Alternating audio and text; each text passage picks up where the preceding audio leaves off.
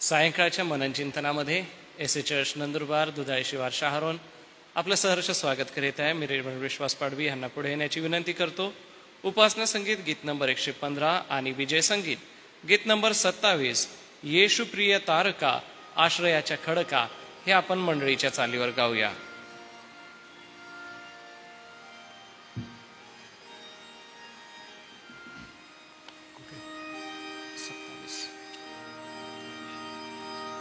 येशू प्रिय तारका आश्रयाच्या खडका वारा सुटे भोवती लाटही उसळती येशू हो मला धार सारी संकटे निवार पैल पार पोचवी जागा द्यावी गौरवी नाही थारासरा तुझ देशी पामरा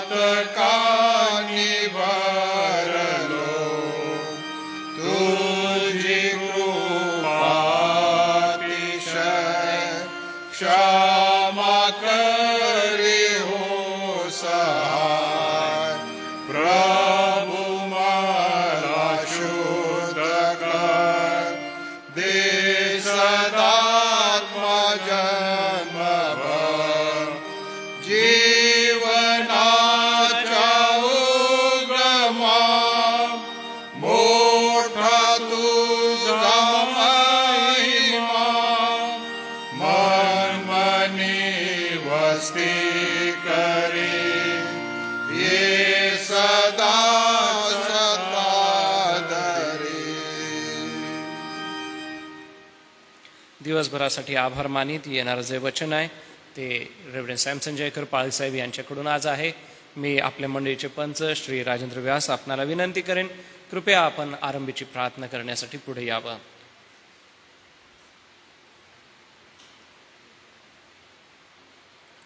प्रार्थना करू.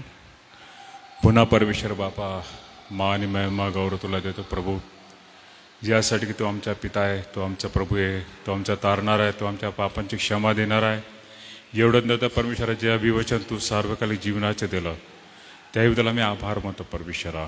आज पुन्हा आम्ही उपकार मानतो प्रभूजी, तुझ्या दासांसोबत प्रभू आजच्या सायंकाळचं मनन आम्ही एकत्र करत असताना तू आमच्यासोबत आहे. या ठिकाणी तुझी उपस्थिती आहे आणि विशेष करून प्रभू आज तुझ्या दासाला लागणारी कृपा पुरव. तुझ्या पवित्र आत्म्याचं मार्गदर्शन त्यांना दे. त्यांच्या मुखातून निघणारा प्रत्येक शब्द आम्ही जे बघू ते ऐकू, आम्हा प्रत्येकाला तू आशीर्वादित कर, आशीर्वादाचे कारण असू दे. आमची प्रार्थना ऐकलीस, आम्ही आभार मानतो. येशूच्या नावाने मागतो म्हणून तो ऐक. आमेन. धन्यवाद ब्रदर.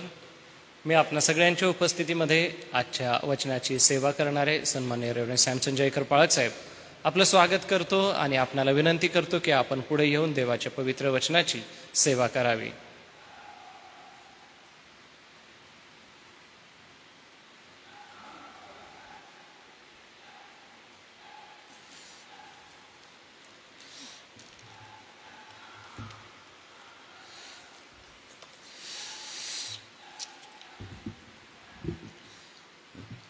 प्रभू ख्रिस्ताच्या पवित्र नावामध्ये आपणा सर्वांना आणि ऑनलाईन सभेमध्ये या सायंकाळी सहभागी होणाऱ्या सर्व प्रिय मंडळीला सलाम.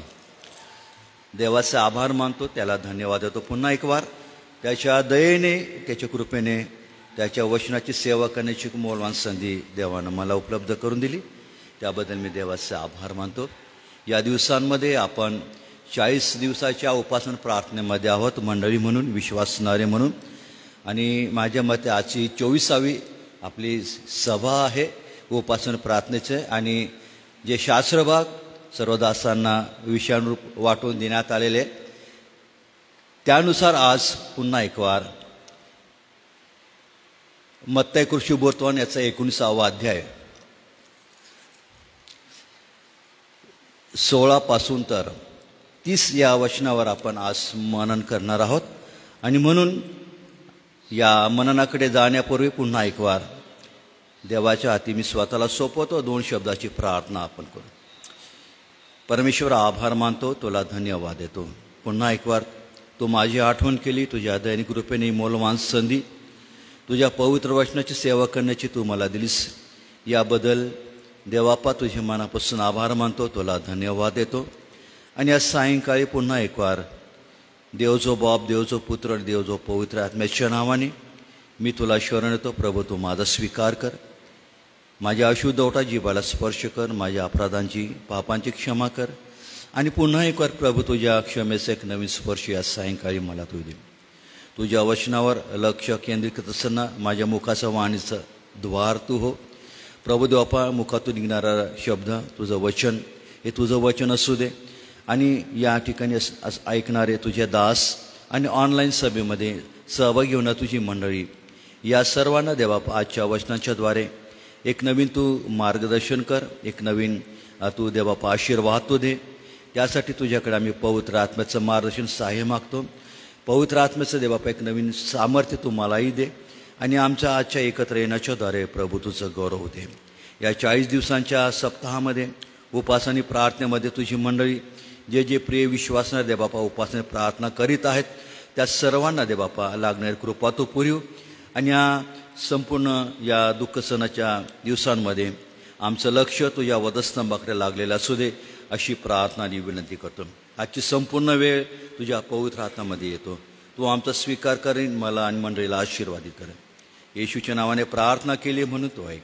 आमेन.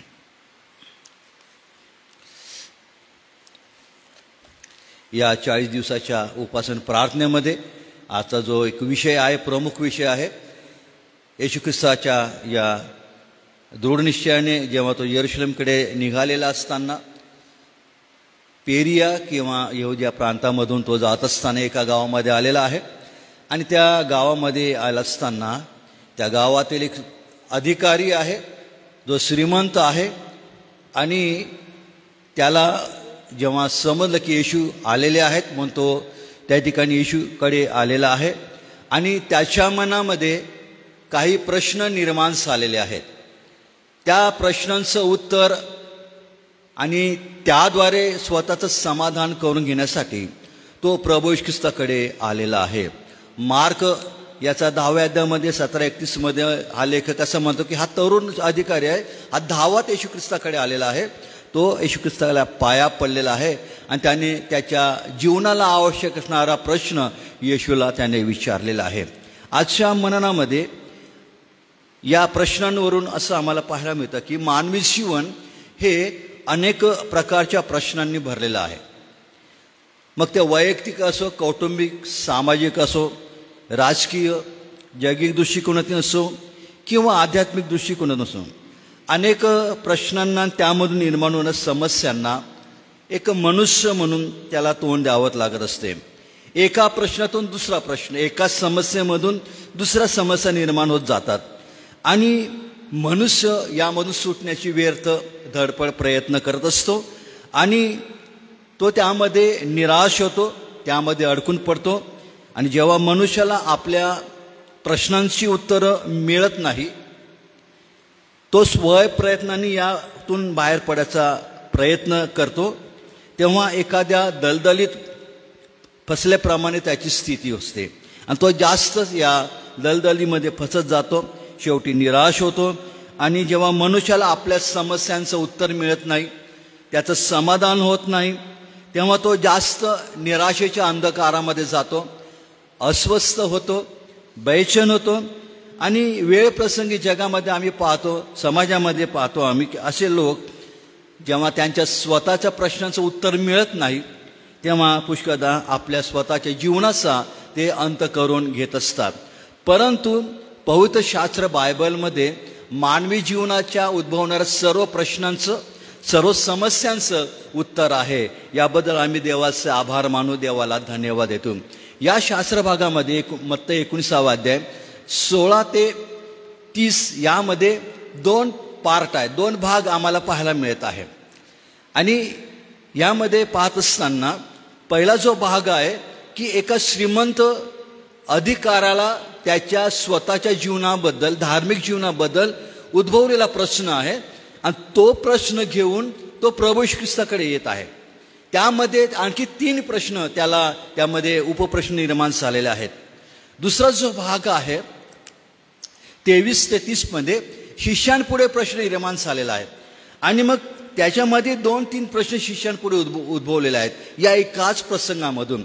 त्याच्याकडे आम्ही थोडक्यामध्ये पाहण्याचा आम्ही प्रयत्न करणार आहोत.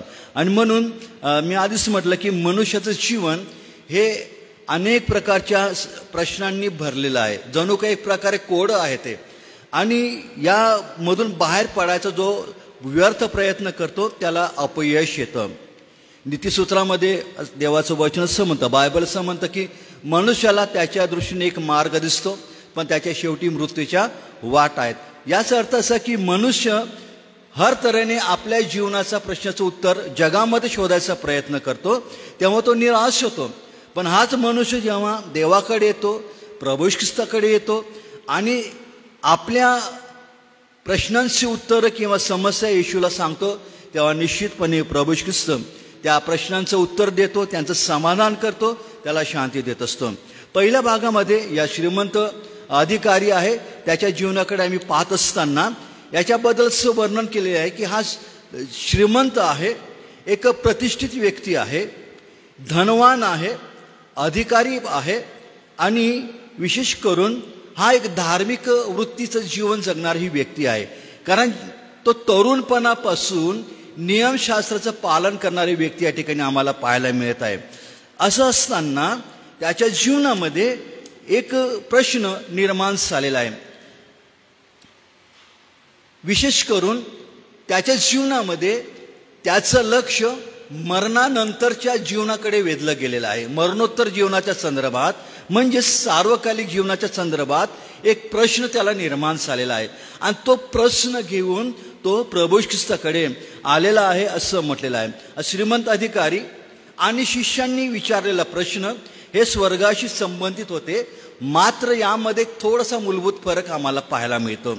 हा की श्रीमंत व्यक्ती ही येशूची शिष्य नव्हती, त्याने येशूला सार्वकालिक जीवनाचा जो प्रश्न विचारलेला आहे तो जो नियम शास्त्राप्रमाणे आचरण करणार त्याचं जे जीवन आहे त्याला अनुसरून, त्या धार्मिक जीवनाला अनुसरून आज्ञापालनाशी संबंध असलेला प्रश्न त्याने विचारलेला आहे. शिष्यांनी येशूला विचारलेला प्रश्न आहे, त्यांचे झालेले जे पाचारण आहे, त्यांनी येशूचं जे शिष्यत्व पत्करलेलं आहे, त्यांनी येशूसाठी जो त्याग केलेला आहे त्याच्या संदर्भामध्ये या ठिकाणी प्रश्न आम्हाला पाहायला मिळत आहे. आम्ही या ठिकाणी एक सत्य आहे की जीवनामध्ये आम्ही कोणी का असेना आमच्या जीवनामधील जे अनेक प्रश्न येतात, उद्भवतात, कौटुंबिक असू द्या, सामाजिक असू द्या, वैयक्तिक जीवनामध्ये असू द्या, कोणत्याही समस्या किंवा प्रश्न असतील तर याचं उत्तर असं आहे की ते आम्ही त्या सर्व घेऊन येशू ख्रिस्ताकडे आला पाहिजे. आणि येशूचं आव्हान मी तेच आहे. मार्क 11:28 मध्ये आमचा तारणारा येशू ख्रिस्त म्हणतो की अहो कष्टी आणि भाराक्रांत जन हो, तुम्ही सर्व मजकडे या, म्हणजे मी तुम्हाला विसावा देईन. होय, मनुष्य कष्टी केव्हा होतो? ओझाने केव्हा दबला जातो?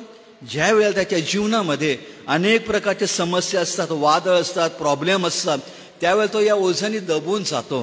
कोण मला यामधून सोडविल हा प्रश्न त्याच्या पुढे येतो. जसं अधिकारी आहे, त्याच्या जीवनामध्ये पण एक महत्त्वाचा प्रश्न आहे. बघा, एक पदस्थ व्यक्ती आहे, प्रतिष्ठित व्यक्ती आहे, आपली जबाबदारी सांभाळत असताना, कौटुंबिक जीवन सांभाळत असताना, समाजामध्ये राहत असताना, या सर्व गोष्टी हाताळत असताना त्याचं लक्ष सार्वकालिक जीवनाकडे आहे. ही किती चांगली आणि आनंदाची गोष्ट आहे. आम्हाला सुद्धा यामधून शिकायला मिळतं की आम्ही ज्या जीवन पद्धती आम्ही जगत आहोत ख्रिस्ती म्हणून मंडळीमध्ये, आम्ही कोणी का असेना आमच्या जीवनामध्ये, आमच्या मनामध्ये सतत आणि सतत वरील गोष्टी म्हणजे सार्वकालिक जीवनासंदर्भात आमच्या जीवनामध्ये नेहमी विचार यायला पाहिजे, प्रश्न निर्माण व्हायला पाहिजे. गेल्या रविवारी एका मंडळीमध्ये यावर मी बोलत असताना मंडळीपुढे मी हा प्रश्न ठेवला की आज तुम्ही मंदिरामध्ये, देवळामध्ये आलेला असताना तुम्ही कोणते प्रश्न घेऊन देवाकडे आला, येशूकडे आलेला आहे? तुमच्या जीवनाचे सर्व समस्या असतील, परंतु काय आपलं आध्यात्मिक जीवन मजबूत करण्यासाठी आणि एक शाश्वती, एक गॅरंटी, सार्वकालिक जीवनाच्या संरचणारी ती गॅरंटी आम्हाला आहे का? आणि त्या अनुसरून ह्या श्रीमंत अधिकाऱ्याच्या जीवनामध्ये हा एक प्रश्न होता. काय मी जे आज्ञा पालन करीत आहे, नियमशास्त्राप्रमाणे मी जे जीवन जगत आहे, ते मला सार्वकालिक जीवन उपलब्ध करून देऊ शकतं का? ती स्वतःची खात्री, स्वतःचा एक प्रकारे जो त्याच्या मनामध्ये प्रश्न, त्याचं उत्तर, समाधान शोधण्यासाठी येशूकडे तो या ठिकाणी आलेला आहे. आणि तो म्हणतो की पहा, एक जणून त्याला म्हणाला, गुरुजी मला सार्वकालिक जीवन वतन मिळावे म्हणून कोणते चांगले काम करावे? दुसऱ्या भाषेमध्ये, हे गुरुजी मला सांग की सार्वकालिक जीवन करण्यासाठी मी काय केलं पाहिजे? मग येशू त्याला म्हणाला, मला चांगल्याविषयी का म्हणतोस, विचारतोस? चांगला असा तो एकच आहे, तरी तो जीवनामध्ये प्रवेश करू पाहतोस तर आज्ञा पाळ. लगेच तो अधिकारी, तो तरुण त्याला म्हणाला की कोणत्या आज्ञा? लगेच त्यांनी प्रश्न केला. पहिला प्रश्न सार्वकालिक जीवनाच्या संदर्भात होता. येशूने विचारताच त्याने कोणत्या आज्ञा? मग येशू ख्रिस्त त्याला आठवण करून देत आहे नियमशास्त्राच्या दुसऱ्या भागाची. तो त्याला म्हणाला, खून करू नको, व्यभिचार करू नको, चोरी करू नको, खोटी साक्ष देऊ नको, आपल्या बापाचा व आपल्या आईचा सन्मान कर, आणि जशी आपणावर तशी आपल्या शेजाऱ्यावर प्रीती कर. माणसांनी माणसा संदर्भात कोणत्या प्रकारे वर्तन केलं पाहिजे, 10 आज्ञाचा दुसरा भाग, याची आठवण येशू ख्रिस्त त्याला करून देत आहे. आणि तो तरुण त्याला म्हणाला, मी हे सर्व पाळले गुरु, तू जे सांगत आहे ना हे आज्ञा पालन, मी सर्व माझ्या तरुणपणापासून मी हे पाळत आलेलो आहे. आणखी एक प्रश्न मग त्याच्यामध्ये निर्माण झाला, आता सांग गुरु की माझ्यामध्ये काय उणे आहे, माझ्यामध्ये काय कमीपणा आहे, किंवा दुसऱ्या भाषेत मला की तू मला सांग की मी आणखी काय केलं पाहिजे की जेणेकरून मला सार्वकालिक जीवन मला प्राप्त होईल. आणि मग येशूने दिलेल्या यावर प्रतिक्रिया फार मार्मिक आणि गंभीर अशी आहे. मार्क म्हणतो की येशूने त्याच्याकडे निरखून पाहिलं, येशूने त्याच्यावर प्रीती केली, येशूने त्याला त्याची उणीवता दाखवली, येशूने त्याला आज्ञांची जाणीव करून दिली, येशूने त्याला त्याग करायला लावला, आणि येशूने त्याला आपलं शिष्य होण्यासाठी त्याला पाचारण केलं. आणि त्याला सार्वकालिक जीवन होतं. तो म्हणतो, येशू म्हणतो की तू पूर्ण होऊन पाहतोस तर जा, असं नसेल तुझे विकून दारिद्र्यात दे, म्हणजे तुला स्वर्गात संपत्ती मिळेल, आणि चल माझ्या मागे ये. पण ही गोष्ट ऐकून तो तरुण खिन्न होऊन निघून गेला, कारण त्याची मालमत्ता पुष्कळशी होती. येथे या तरुण अधिकाराचा प्रश्न संपतो, अध्याय संपतो. पुढं त्याचं काय झालं हे दिलेलं नाही आहे, पण निश्चित आहे की येशू ख्रिस्ताने जे त्याला आव्हान केलं त्याच्या अपेक्षा पलीकडचं असं होतं. त्याला असं वाटलं की माझं नियमशास्त्र, माझी धार्मिकता, माझं आज्ञापालन मला सार्वकालिक जीवन मला मिळवून देईल. आणि खात्री करून घेण्यासाठी तो येशूकडे आलेला असताना तो निराश झाला, त्याचा अपेक्षाभंग झाला. का तर त्याला सार्वकालिक जीवन पाहिजे होतं, पण शिष्यत्वाशिवाय त्याला सार्वकालिक जीवन पाहिजे होतं, येशूच्या शिवाय त्याला सार्वकालिक जीवन पाहिजे होतं, आणि येशूच्या मागे न चालता त्याला सार्वकालिक जीवन पाहिजे होतं. आणि म्हणून येशूने त्याला आव्हान केलं की चल माझ्या मागे ये. आता संपत्ती गोरगरिबांना देऊन टाकणं म्हणजे येशूला या ठिकाणी असं म्हणायचं नव्हतं की ज्यांना येशूच्या मागे यायचं त्यांनी दरिद्री व्हावं किंवा गरिबीमध्ये जीवन जगावं. नाही, त्याचा अर्थ तसा नाही आहे. हां, कदाचित वेळ प्रसंगी अशी वेळ येऊ शकते शिष्याच्या जीवनामध्ये, मंडळीच्या जीवनामध्ये कदाचित असा प्रसंग आला तर त्यासाठी आम्ही त्याग करायला असलं पाहिजे असं येशू ख्रिस्ताने म्हटलेलं आहे. आणि हे शिक्षण येशू ख्रिस्ताने शिष्यांना आधी दिलेलं होतं. काय शिष्यत्वाची अटी, प्रमुख 3 ते 4 अटी सांगत असताना एक महत्त्वाची अट येशूनं शिष्यांना पण सांगली होती की जर तुम्हाला माझ्या मागे यायचं असेल, माझा शिष्य होऊ पाहिजे असेल, तर त्याने माझ्यासाठी घरदार, आपले आई बाप, बायको, भाऊ, बहीण जे सोडले पाहिजे आणि माझ्यावर देवावर प्रीती केली पाहिजे. येशू ख्रिस्ताने या ठिकाणी या तरुण अधिकाराचा जो प्रश्न, त्याचं उत्तर एक वेगळ्या प्रकारे दिलेलं आहे. त्याच्या अपेक्षा पलीकडे हे उत्तर त्याला मिळालेलं आहे. कदाचित येशू ख्रिस्त दुसरं काही मला सांगेल करायला ही त्याची इच्छा आणि अपेक्षा होती, पण येशू ख्रिस्त त्याची परीक्षा पाहत असताना त्याला आपलं शिष्य होण्यासाठी त्याला आमंत्रण देतो आहे. जे आमंत्रण येशूने त्या समुद्रकिनारी, गालिल समुद्रकिनारी आपल्या 12 शिष्यांना दिलं, चला माझ्या मागे या म्हणजे तुम्हाला माणसे धरणारे करेन. आणि हे शिष्य पेत्र, याकोब, योहान इतके चांगले शिष्य बघा की त्या ठिकाणी असं म्हटलेलं आहे की त्यांनी आपलं जाळी सोडली, आपलं तारू सोडलं, आपलं घरदार, आपलं आईबाप सोडलं आणि ते येशूच्या मागे आले आणि येशूचं शिष्यत्व पकडलं. मग येशूनं या ठिकाणी एक प्रश्न निर्माण केला की स्वर्गामध्ये कोणाचा प्रवेश होईल. येशू म्हणतात की बघा, तेव्हा 23व्या वचनामध्ये आपल्या शिष्यांकडे आता येशू वळतो. अधिकाऱ्यापासून येशूचं लक्ष आता शिष्यांकडे गेलेलं आहे. तो म्हणतो, मी तुम्हाला खचित सांगतो, स्वर्गाच्या राज्यात धनवानाचा प्रवेश होणे कठीण आहे. मी आणखी तुम्हाला सांगतो, देवाच्या राज्यात धनवानांचा प्रवेश होणे यापेक्षाला उंटाला सुईच्या नाकातून नेडेतून जाणे सोपे आहे. एक त्या काळच्या वाक्प्रचाराचा म्हणीचा अर्थ येशू या ठिकाणी वापरत आहे. आणि ही अशक्यपाय गोष्ट ऐकून शिष्यांना धक्का लागला, ते थक्क झाले.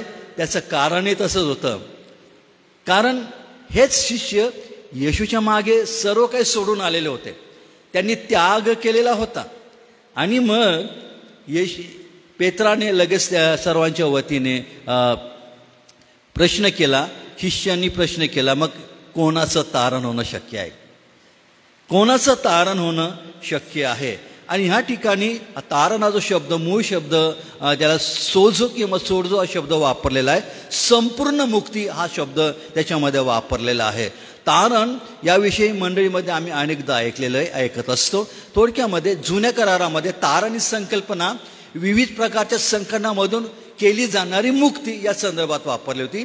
नवीन करारामध्ये त्याचा संदर्भ बदलला आणि तारण हा शब्द प्रभू येशू ख्रिस्ताच्या वधस्तंभावरील प्रायश्चित्त कार्याच्या द्वारे मानवाला जी मुक्ती मिळालेली आहे त्याच्या संदर्भात हे तारण मिळेल. म्हणजे पापाच्या, मरणाच्या आणि सैतानाच्या बंधनातून मुक्ती, या अर्थाने नवीन करारामध्ये तारण या शब्दाची व्याख्या प्रचलित झालेली आहे. आणि मग कोणाचं तारण शक्य आहे? पुढं आणखी शिष्यांनी प्रश्न करत असताना येशूनं काय म्हटलं? माणसांना अशक्य आहे, परंतु देवाला शक्य आहे, सर्व शक्य आहे. होय, तारण हे देवाचं कार्य आहे, कोणा मंडळीचं कार्य नाही, कोणा व्यक्तीचं कार्य नाही, कोणा पाळकाचं कार्य नाही आहे. तर तारण हे फक्त पवित्र आत्म्याचं कार्य आहे आणि ते एक मोफत दान आहे जे विश्वास ठेवणाऱ्याला देवाने देऊ केलेलं आहे. आणि मग या गोष्टी, या संभाषण होत असताना पुन्हा शिष्यांच्या मनामध्ये प्रश्न आला. तोच प्रश्न आला, ह्याला सोडायला सांगितलं श्रीमंत अधिकाऱ्याला, मग शिष्यांच्या मनामध्ये प्रश्न आला की तेव्हा पेत्राने त्याला म्हटले, पहा, आम्ही सर्व सोडून आपल्या मागे आलो आहोत, तर आम्हाला काय मिळेल? मला काय मिळेल? आम्हाला काय मिळेल? जगाचा बी हाच प्रश्न आहे. आज जे शिष्य होतात, येशूच्या मागे येतात, अनेकदा ते त्यांचा पाया कमकुवत असतो, ते मजबूत राहत नाही आणि काहीतरी अपेक्षा मला मिळेल येशूपासून, काहीतरी अपेक्षेने ते येशूकडे येतात, परंतु ते फार काळ टिकत राहणे. येशूचे 72पेक्षा जास्त शिष्य होते.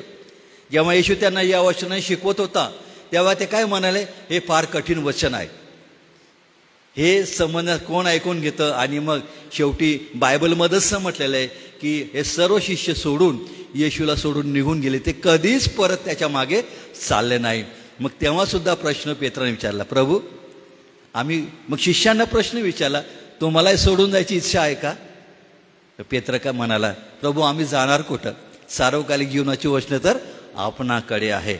होय, ही किती आनंदाची आणि गौरवाची गोष्ट आहे की सार्वकालिक जीवन देणं परमेश्वराच्या हातामध्ये आहे. येशू ख्रिस्ताच्या प्रायश्चिताच्या कार्याच्याद्वारे ते उपलब्ध करून दिलेलं आहे आणि पवित्र आत्म्याच्या कार्यामुळे ते मनुष्याचं तारण केलं जात आहे. आम्हाला काय मिळेल हा प्रश्न आजही जगामध्ये अनेक लोकांपुढे पडलेला आहे. आणि म्हणून जे देवाचे विश्वासणारे आहेत यामागे विचारण्याचा उद्देश हा होता की आम्ही येशू तुझ्यासाठी तर त्याग केलेला आहे ना, आम्ही आमचं घरदार भाऊ बहिणी सर्व कसं सोडून आलेलो आहे. मग येशू ख्रिस्त त्यांना म्हणाला, या ठिकाणी ते खात्री करून द्या स्वतःची, शिष्य आपल्या पाचारणाची खात्री करून देत आहे की सार्वकालिक जीवन आम्हाला मग कसं मिळेल, म्हणजे आमचं तारण कसं होईल. आणि म्हणून येशू ख्रिस्ताने 2 महत्वाचे आशीर्वाद या शिष्यांना दिलेले. येशूने त्याच म्हटले, मी तुम्हास खचित सांगतो, पुनरुत्पत्तीत मनुष्याचा पुत्र आपल्या गौरवाच्या राजासनावर बसेल, तेव्हा माझ्या मागे आलेले तुम्ही 12 राजासनांवर बसून इस्रायलाचा 12 वंशाचा न्याय निवाड कराल. किती मोठा आशीर्वाद, ज्यांनी सर्वस्वी त्याग केलेला आहे. आणि शिष्यत्वाच्या अटीमध्ये येशूने पण तेच शिकवलं, जो कोणी आपल्या सर्वस्वाचा त्याग करत नाही त्याला माझा शिष्य होता येणार नाही. आणि शिष्यांनी आपलं सर्वस्व येशूसाठी देऊन टाकलेलं होतं. आणि येशू म्हणतो की तुम्ही न्यायनिवाड कराल, येणाऱ्या दिवसांमध्ये 12 वंशाचा इस्रायलचा न्यायनिवाड कराल. आणखी त्यांच्या प्रश्नाचं उत्तर येशू ख्रिस्त 29 आणि 29व्या वचनामध्ये देत आहे, ज्या कोणी घरे, भाऊ बहिणी, बाप आई, मुले किंवा शेते माझ्या नावाकरिता सोडली आहेत, त्याला अनेक पटीने मिळून सार्वकालिक जीवन हे वतन मिळेल. आम्ही देवाची स्तुती करू, देवाला धन्यवाद देऊ. खऱ्या अर्थाने केलेले त्याग आम्हाला सार्वकालिक जीवनाकडे घेऊन जातो. एक ऑपॉर्च्युनिटी आम्हाला निर्माण होते आमच्या कौटुंबिक जीवनामध्ये. जेव्हा आम्ही ख्रिस्ती म्हणून जीवन जगतो तेव्हा आमचं लक्ष सार्वकालिक जीवनाकडे असलेलं पाहिजे. अधिकारी होता, त्याच्या जीवनामध्ये सार्वकालिक जीवनाचा प्रश्न भेडसावत होता, बैचन झालेला होता, धावत आलेला आहे, हे गुरु सांग मी कोणतं चांगलं काम करू जेणेकरून मला सार्वकालिक जीवन हे वतन मिळेल. मनुष्याच्या अपेक्षेने, मनुष्याच्या प्रयत्नांनी, मनुष्याच्या मार्गाने जगामध्ये कोणालाही सार्वकालिक जीवन मिळत नाही. तर ते सार्वकालिक जीवन देवाने उपलब्ध करून दिलेल्या मार्गानेच येशू ख्रिस्ताच्या द्वारे सार्वकालिक जीवन देऊ केलेलं आहे. आणि म्हणून योहान 3:16 आम्ही म्हणतो की देवाने जगावर एवढी प्रीती केली की त्याने आपला एकुलता एक पुत्र दिला, यासाठी की जो कोणी त्याच्यावर विश्वास ठेवतो त्याचा नाश होऊन येतो, त्याला सार्वकालिक जीवन प्राप्त व्हावे. आज या उपासने प्रार्थनेच्या दिवसांमध्ये आम्ही आहोत मंडळी म्हणून. प्रिय मंडळींनो, आज आपल्या मनामध्ये कोणते प्रश्न आहेत? कौटुंबिक समस्या उद्भवतात, मान्य आहे. आर्थिक समस्या उद्भवतात, मान्य आहे. आजाराची समस्या येते, मान्य आहेत. कोण मला बरं करेल, कोण माझा आर्थिक पुरवठा करेल, कोण मला माझं प्रोटेक्शन करेल, माझं संरक्षण करेल. अनेक ठिकाणी आपण कामधंदा करत आहोत, नोकरी करत आहोत, नोकरीचे प्रश्न असतात, सरकारी दरबाराचे प्रश्न असतात. हे प्रश्न आम्हाला भेडसावून टाकतात, आम्हाला बैचन अस्वस्थ करतात. पण आज त्याच्याही पलीकडे सर्वात महत्त्वाचा प्रश्न हा आहे की काय आम्ही आज सार्वकालिक जीवन मिळवण्याचा प्रश्न आमच्या मनामध्ये निर्माण केलेला आहे का? नसेल तर प्रभू आज ही संधी आम्हाला देत आहे. या येशूकडे या, धावा चला, हे जे गीत म्हटलेलं आहे त्याप्रमाणे आपण येशूकडे येऊया. आमचे प्रश्न असू द्या, आमच्या समस्या असू द्या, आमच्या जीवनाचे सर्व प्रश्न असू द्या, आम्ही आमच्या तारणाऱ्या येशूला आम्ही सांगितलं पाहिजे. जगिक संपत्ती नश्वर आहे, जगिक संपत्ती नश्वर आहे. आणि येशूने लोक 12-15 म्हटलं की मनुष्याकडे संपत्ती, भरपूर संपत्ती असली तर त्याचं जीवन होत नाही. आणि म्हणून येशू ख्रिस्ताने आपल्या शिष्यांना मत्ते 6:20 हे शिकवलं की तुम्ही आपल्यासाठी स्वर्गामध्ये संपत्ती साठवा.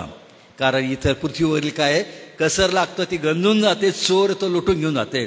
पृथ्वीवरील संपत्ती नष्ट पावणारी आहे, पण सार्वकालिक जीवनाची संपत्ती आहे ही अक्षय आहे, सदा सर्व काळ युगांची आहे, ती मंडळीला येशू ख्रिस्ताच्या द्वारे देव केलेली आहे.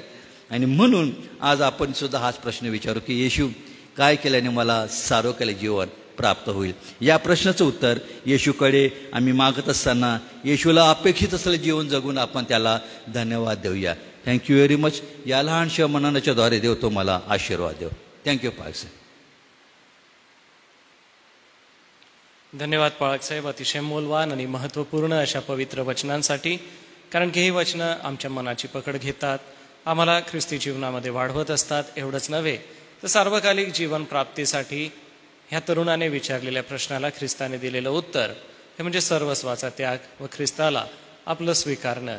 तारण प्राप्त करून घेऊया, सार्वकालिक जीवनाचे वाटेकरी बनूया आणि देवपित्याचं गौरव करू. परमेश्वराचा आभार मानित मी रेव्हरंड सॅमसन जयकर पाळक साहेब आपलं देखील पुन्हा एक वार मनपूर्वक आभार मानतो आजच्या वचनाच्या सेवेसाठी. आपल्या नित्य प्रार्थना विनंत्या आहेत. या सर्व नित्य प्रार्थना विनंत्या ज्या आहे त्यासाठी सन्माननीय रेव्हरंड विश्वास पाडवी साहेब आपणाला प्रार्थना करायची आहे. आपण रयता अक्का, जुलियाना अक्का, बीके बळवी सर, जीजी वसावे ह्या प्रियांची आठवण करूया. ममताबाई डलगेंनाही प्रभूने आरोग्य दिलं. रेव्हरंड डी एम पाटील पाळक साहेबांना आता बरं आहे. सुशी अक्कांच्याही हाताला प्रभूने आरोग्य दिलेलं आहे. सगळ्यांसाठी उपकार स्तुतीची प्रार्थना करू. सोबतच दुःख सहन सप्ताहामध्ये जे 2 वक्तेगण आपल्याकडे येणार आहेत, राजीव जयस्वाल आणि संजय सिंग, या प्रियजनांचं येणं आशीर्वादित व्हावं. सोबतच झावळ्याचा रविवार आपण साजरा करणार आहोत. बाप्तिस्म्याच्या विद्यार्थ्यांना आपण 17 तारखेला बाप्तिस्मा विधीत येणार आहोत व सायंकाळी मंडळीमध्ये त्यांना सहभागितेचा हात देणार आहोत. त्यांच्यासाठी आपण नित्य प्रार्थना करीत असताना आज देखील आपण त्यांच्यासाठी प्रार्थना करूया आणि प्रभूकडे विनंती करूया. मी पाळक साहेबांना विनंती करतो, कृपया आपण पुढे यावं.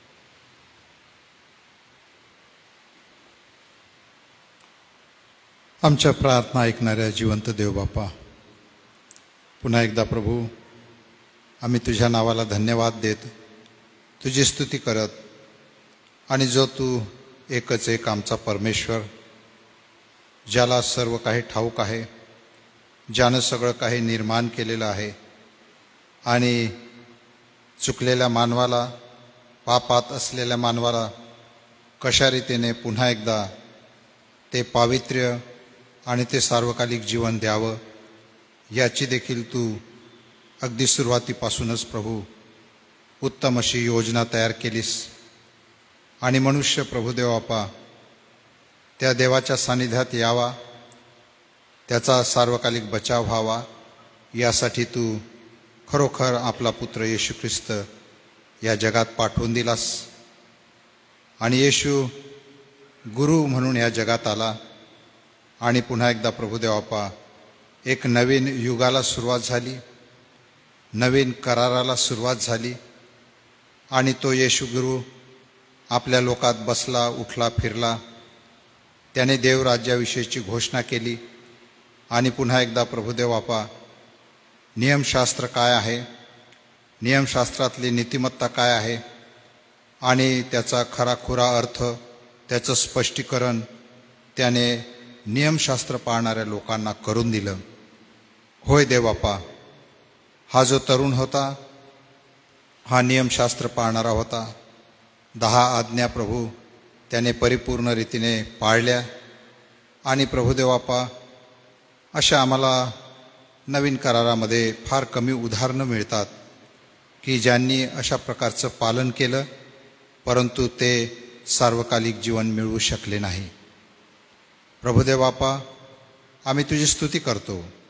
आम्हाला या तरुणापासून जे शिकावयाचं ते आहे ते हेच आहे की प्रभू आम्ही आत्म्याने आणि खरेपणाने जो तू एकच एक परमेश्वर आहे त्याचं आज्ञा पालन करावं.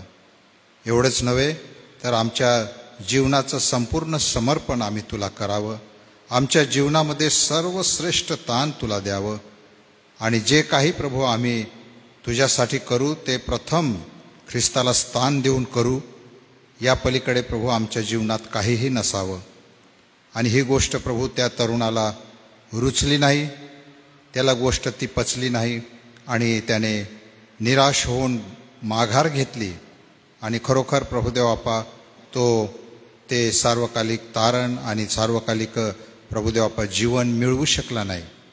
परमेश्वरा या दिवसामध्ये आम्ही पुन्हा एकदा तुझ्यासमोर लीन आणि नम्र होतो, आमच्या जीवनाचं आत्मपरीक्षण करतो. कदाचित प्रभू देवापा आम्ही ह्या तरुणाप्रमाणे श्रीमंत नसू, कदाचित आम्ही प्रभू अशा काही गोष्टी आमच्या जीवनामध्ये ठेवलेल्या असतील की प्रभू त्या गोष्टींना सर्वश्रेष्ठ स्थान, त्या गोष्टींना सर्वोच्च प्रेम आम्ही देत असू परमेश्वरा.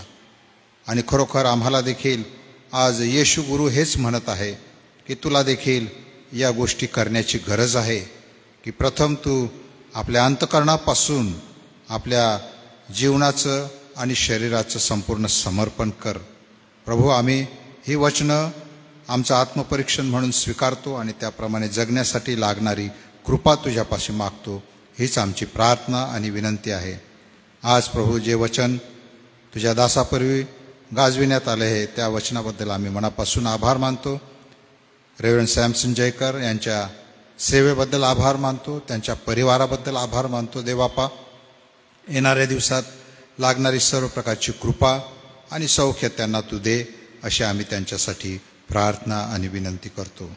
मंडळीच्या प्रार्थना विनंत्यांमध्ये प्रभुदेवापा आम्ही देवविरुद्ध जन आहेत आणि प्रभुदेवापा जे गेल्या दिवसामध्ये आजारी होते, काही दुखापती होत्या, काही त्रास होता आणि प्रभू अशा सर्व प्रियजनांना तू स्पर्श केलेला आहेस.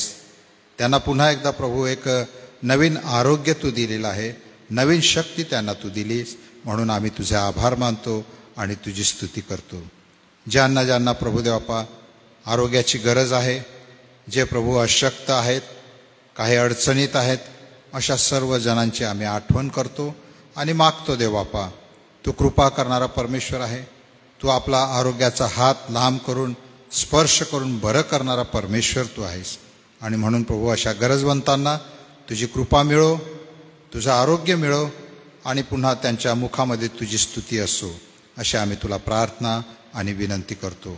मंडळीच्या येणाऱ्या दिवसामध्ये प्रभुदेवापा जे कार्यक्रम आहेत आणि दुःख सणाचा आठवडा आहे, झावळ्याचा रविवार आहे, बाप्तिस्माचं शिक्षण घेतलेले तरुण आहेत प्रभू, त्यांचा बाप्तिस्मा विधी होणार आहे, मंडळीत त्यांचं विलिनीकरण होणार आहे. या सर्व गोष्टी प्रभुदेवापा येणाऱ्या दिवसामध्ये होत असताना प्रभू आम्ही प्रार्थना करतो, या सर्व गोष्टींद्वारे प्रत्येकाला तू आशीर्वादित कर. या सर्व गोष्टींद्वारे प्रभुदेवापा आमच्या मुखातून तुझी स्तुती बाहेर पडू दे. या सर्व गोष्टींद्वारे आम्हाला एकमेकांना प्रभुदेवापा ख्रिस्ताची प्रीती व्यक्त करण्याची तू संधी दे, अशीच आम्ही तुला प्रार्थना आणि विनंती करतो. जे तुझे दास प्रभुदेवापा बाहेर गावावरून तुझ्या वचनाची सेवा करण्यासाठी येणार आहेत, अशा सर्वांची आम्ही आठवण करतो आणि प्रार्थना करतो. देवबापा त्यांना देखील या ठिकाणी येण्यासाठी सर्व प्रकारच्या अडचणीतून प्रभू तू मुक्त ठेव, यासाठी की देवबापा त्यांचं येणं आमच्यामध्ये वेळेवर सुव्यवस्थित व्हावं आणि प्रभू जे वचन प्रभुदेवापा आमच्यासाठी त्यांनी राखून ठेवलेलं आहे ते वचन प्रभुदेवापा आम्हाला मिळावं, यासाठी की देवबापा तुझं वचन आम्हाला पुन्हा एकदा नवीन शक्ती, नवीन जीवन, नवीन जीवनाकडे पाहण्याचा दृष्टिकोन, आमचं परिवर्तन प्रभुदेवापा करण्याचं सामर्थ्य ते घेऊन येते आहे. आणि म्हणून प्रभू आम्ही त्या वचनाची आतुरतेने वाट पाहत असताना या सर्व गोष्टी प्रभू वेळेवर होऊ दे, प्रार्थना होऊ दे, अशीच आम्ही तुला प्रार्थना आणि विनंती करतो.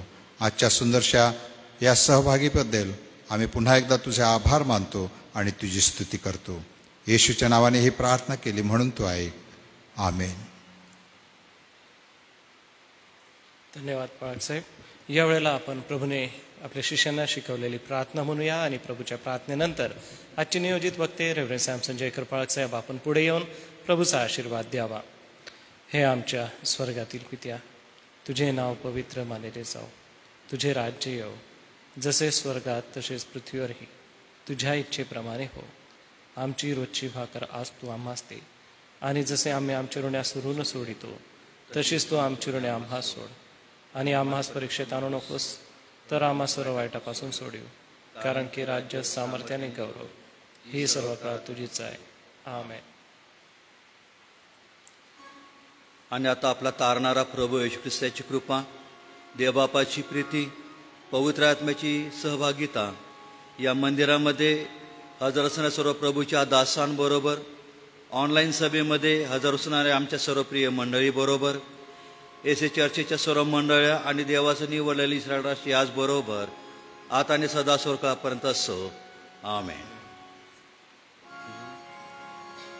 ख्रिस्त पावित्र्य शांती सत्प्रीती शोभा सौंदर्य माझी या जीवनी येशू पवित्र तू शुद्ध मज करी तुझे सौंदर्य दिसो या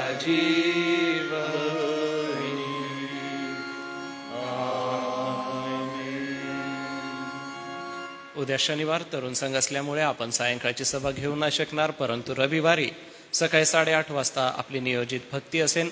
रविवारी वचनाची सेवा सन्मान्य डॉक्टर रेव्हरंड जयकर पाळक साहेब हे करणार आहेत. तरी आपण एसए चर्च नंदुरबार फेसबुक अकाउंटला लॉग इन असावं. सर्वांना सलाम.